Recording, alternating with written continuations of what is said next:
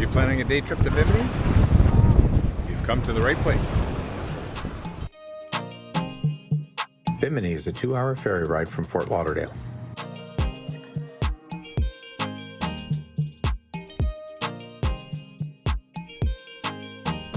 The seas were very rough the day we went. Pack your own Dramamine, they didn't have any available on board the day we were there.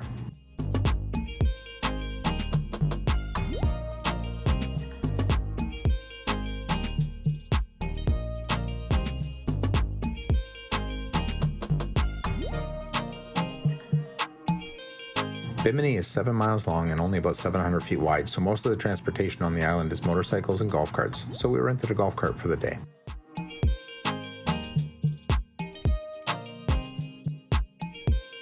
But driving in the Bahamas is on the left side of the road, so it takes a little getting used to.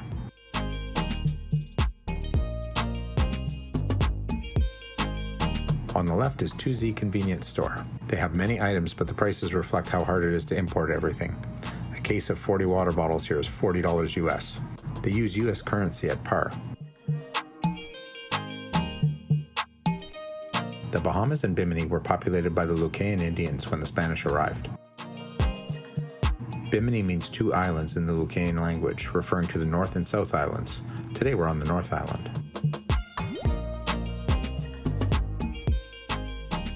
You can see in the back, you can see the cruise ship. The Virgin ship is here, and you can see our ferry as well. Look at the color of that water. Look at that water. Beautiful. Very windy, very overcast. Not really hot, although they were calling for 59, but it's actually probably about 70, 74, so it's not too bad. Let's get to Radio Beach and check that out.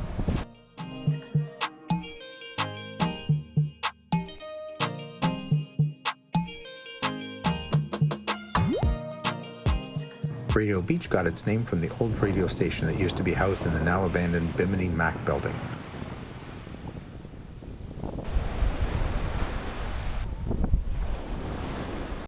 Not the best beach day. Water's not bad. Water's in the mid-70s, I would say.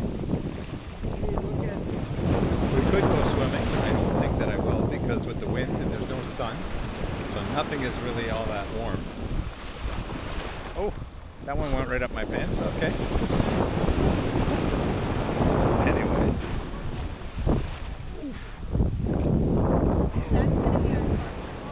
You think? Well, I'm soaked. Peed my pants. From this location, Morse code was used to send messages from Bimini to the rest of the world. In the early days of Bimini during the 1920s Prohibition era, when the first vacationers arrived at its shores, there were no telephones here, just Morse code.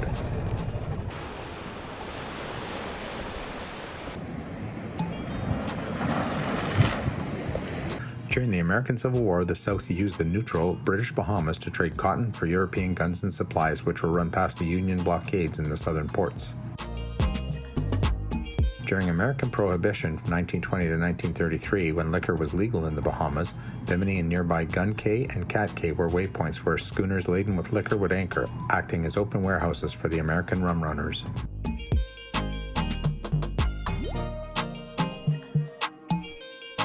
Everywhere you look, it's trash. It's very sad. This is a beautiful paradise. I need to take care of it so that, you know, if they took better care of it, maybe more people would come here and the tourism would be better and they'd make more money. It's very sad.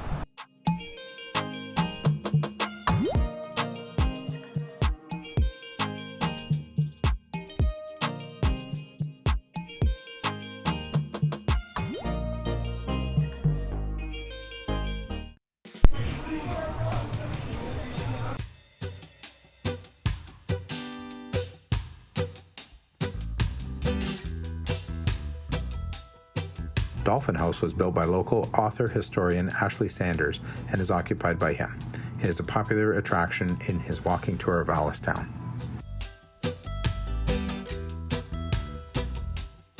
The unique structure offers guest quarters and a mini museum where tours are conducted.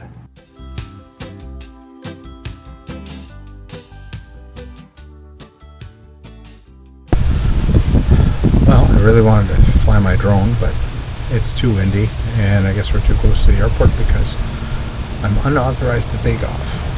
So, no drone shots of the Bahamas. Anyways, we're wrapping up our time here. We gotta return the golf cart within the hour.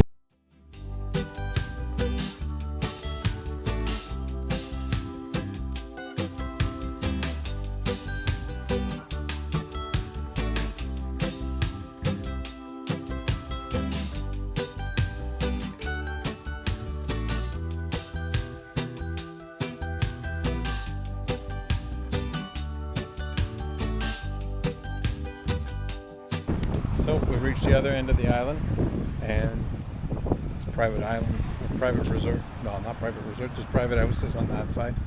There's a resort on this side that's private, but now it's raining, so it's time. We're done. From here, you can see the resort behind me. There's the resort here, but we're pretty much done. It's pouring rain.